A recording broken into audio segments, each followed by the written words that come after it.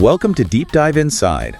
I'm Aiden Irons. And I'm Iris Adams. Today, we're jumping into an artist who really hasn't just joined the music scene. She's kind of flipped it on its head in just a few years. We're talking about Billie Eilish. Absolutely. An incredible artist. Totally. So we're going to unpack her whole journey, her impact, and try to figure out why she connects so deeply with millions. We'll look at everything from that unique sound to, well, all the records she's broken. Yeah, there's a lot to cover there. Right. So whether you've had her stuff on repeat forever or you're just curious what all the fuss is about, well, we're here to give you the lowdown on her pretty undeniable legacy. Okay, so let's start unpacking that journey. Billie Eilish. The name itself just feels synonymous with a certain sound now. But where did it, actually begin? Her story is kind of the definition of that bedroom pop thing, isn't it? Starting out super humble, working closely with her brother Finneas, literally at home. Exactly, right there in their bedroom. And then boom, it felt like she went from just this online buzz to, well, global recognition almost instantly. It really did. And what's so interesting is how distinct her sound was, right from the start, even on those early SoundCloud tracks. Yeah, you could hear it then. Definitely. Music critics, Rolling Stone, NME, Pitchfork, they all picked up on those whispered, almost ASMR-style vocals immediately. Right, that closeness to the mic. Yeah, it wasn't just a stylistic thing. It felt like a production choice. It created this real intimacy, like she was right there singing in your ear, which was, so different from the big booming pop vocals popular at the time. The totally contrast. A huge contrast. And that was layered over Finneas's minimalist production. Lots of deep, heavy bass, often quite sparse, maybe some unusual percussion, not your typical dense pop arrangement. Yeah, none of that wall of sound. Exactly. It was like the opposite of that maximalist pop sound, the kind aiming for huge stadium choruses. This felt raw, unfiltered. And that's what grabbed the industry's attention, precisely because it broke that mold. It makes sense. People were ready for something different. I think so. And then you see this incredibly fast progression. You look at the data, the venues she played, moving from small clubs to headlining massive festivals and then stadiums. The speed of that climb was just unprecedented, really. A distinct sound clearly caught fire fast. But it wasn't just buzz, right? It translated into actual, tangible success. Records broken, awards that really cemented her place. What were some of those key milestones, especially considering how young she was when it all happened? Yeah, the milestones are staggering, honestly. And they say a lot about how the music industry was changing. I mean, the Grammy Awards are the obvious big one. A big sweep. The huge sweep. She didn't just win a couple. She took home Album of the Year, Record of the Year, Song of the Year, and Best New Artist, all in one go. Wow. At just 18 years old. That's historic. She was the youngest ever and the first since the early 80s to sweep all four main categories like that. And it wasn't just about her winning. It felt like a signal, a shift in what the industry valued.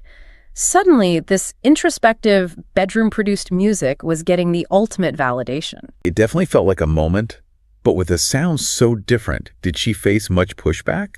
Or was the timing just perfect? That's a great question. I mean, there's always some skepticism with something new, right? But honestly, the speed suggests audiences especially, were just really hungry for something that felt, well, more real, less manufactured. Her authenticity was key. Totally. And beyond the Grammys, look at the charts. Billboard, the UK charts. Her stuff didn't just hit #1, it stayed there. It wasn't some flash in the pan, it was sustained commercial power. Right.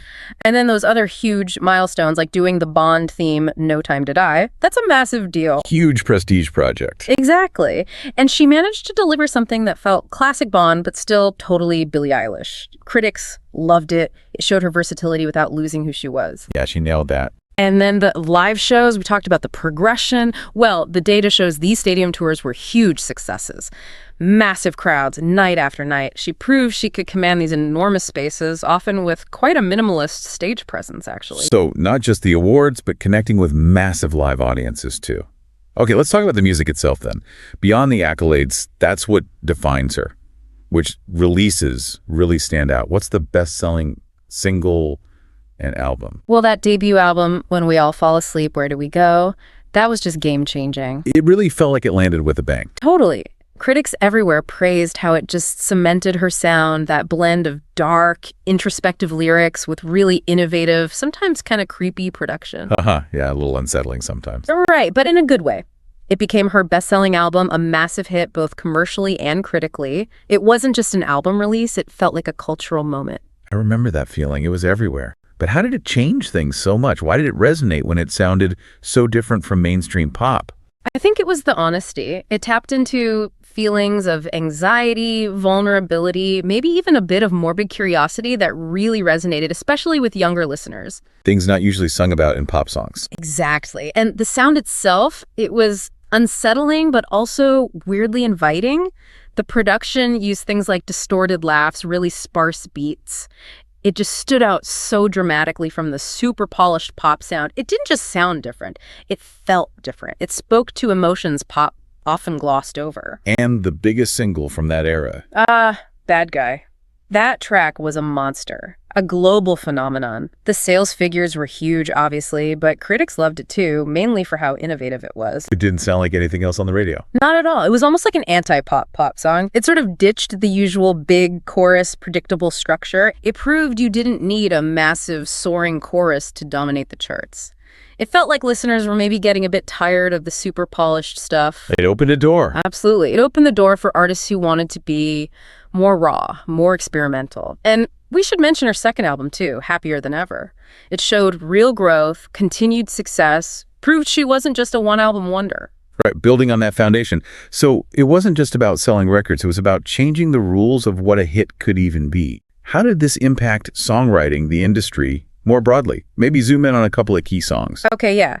So if we look at specific tracks, Ocean Eyes is obviously where it started. The SoundCloud one. The SoundCloud one, that first introduction, showcased the ethereal vocals, Finneas's spacious production. It's significant because it proved this completely new sound could get global attention basically from the ground up. A proof of concept almost. Kinda, yeah. Then Bad Guy, we talked about its success, but its influence might be even bigger. That minimalist production, the ASMR vocals, the lyrics, it really challenged pop norms. It wasn't just a hit, it genuinely inspired other artists to try more experimental, introspective sounds. It gave them permission, maybe. Exactly. It showed the industry that, yeah, authenticity and vulnerability mixed with creative sounds could actually be mainstream. That feels like a major shift. It was. And then No Time to Die, doing a Bond theme. Like we said, it's a legacy thing. And she delivered something both classic and completely her. It proved her range, cemented her global status, but again, on her own terms. Making the mold fit her, not the other way around. Perfectly put. So overall, her whole approach, writing about anxiety, vulnerability, introspection, but often with this dark humor and always authentically, it's just profoundly influenced contemporary pop. Critics have pointed out how she opened doors for artists who just didn't fit the old pop star template. It shifted things towards more real, nuanced stories. It's pretty incredible thinking how quickly she established herself and, yeah, reshaped expectations. So, wrapping things up, what do you think her lasting legacy is? What's her place in music? I think her lasting legacy is really about shifting what pop stardom can even be. She proved you can achieve massive global success, being authentic, vulnerable, having a unique sound that started in a bedroom. You don't have to conform to the old rules. The artistry was the show. Precisely. And her influence goes beyond music. She didn't just release songs, she created a whole vibe, a space for people who felt a bit different. A cultural force. Definitely. And looking forward, her art keeps evolving, her potential to keep influencing the next generation, encouraging them to be true to themselves. I think that's huge. She's way more than just a musician, isn't she? A true cultural phenomenon who basically made it cool to be different, to be honest, which is a powerful thing. So maybe something for you listening to think about. What part of Billie Eilish's journey or sound do you feel has had the biggest impact? And why does it connect so deeply with so many people right now? Well, what an amazing deep dive from those first bedroom recordings to selling out stadiums worldwide. Her impact is just undeniable. It really is. Thanks so much for joining us for this deep dive. Absolutely. It's been great to unpack it all. Really appreciate the genius behind it all.